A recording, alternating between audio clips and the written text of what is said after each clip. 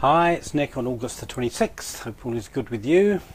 Sixth episode of Self-Love and Lovability this week. And one of the kind of expressions I've come to enjoy over the years, partly being a student of something called A Course in Miracles, and just an idea that's generally talked about, is they call it the other voice. You know, that most of the voices we hear are voices of our ego kind of shrieking at us, usually in derogatory terms. You know, we're usually tough on ourselves and harsh and critical of ourselves, or at least I have been a lot of the time.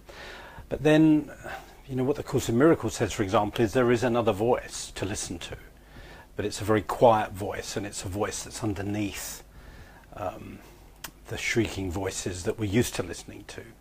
And that is, you know, the voice, whether you call it the voice for love or the voice of love, you know, I'm not sure which way you would best describe it. But the idea that in our mind already is another voice, a voice of love, a voice for love, a voice that is kind of championing us, is telling us, reminding us, not I suppose if it's telling us or reminding us, but kind of reminding us how precious we are and how loved we are and how beautiful we are and how powerful we are and how creative we already are. So my understanding is that voice is always within us.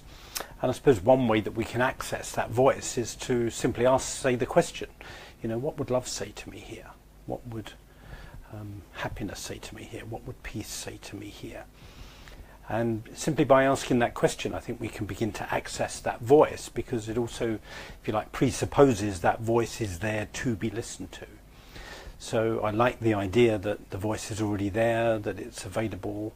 And maybe, you know, the idea is ultimately that it's speaking to us all the time anyway. It's just a matter of tuning into that voice. You know, I talk about inspiration a lot, and that inspiration's always there 24/7. The question is, are we tuned into it? Not, is it broadcasting? And maybe it's the same for that voice for love. That voice for love is broadcasting to us all the time, telling us how precious we are and how lovable and amazing we are. Question is, do we listen to it, and do we believe it, I guess, and do we live accordingly? So that's today's thought on self-love and lovability. Hi Meg, I see you've joined live. Hope you're doing okay. Yeah, I'd love to hear your thoughts, you know, that other voice, you know, and I think sometimes, you know, we need that voice to come from outside ourselves to start with, because we may not even know it's in us.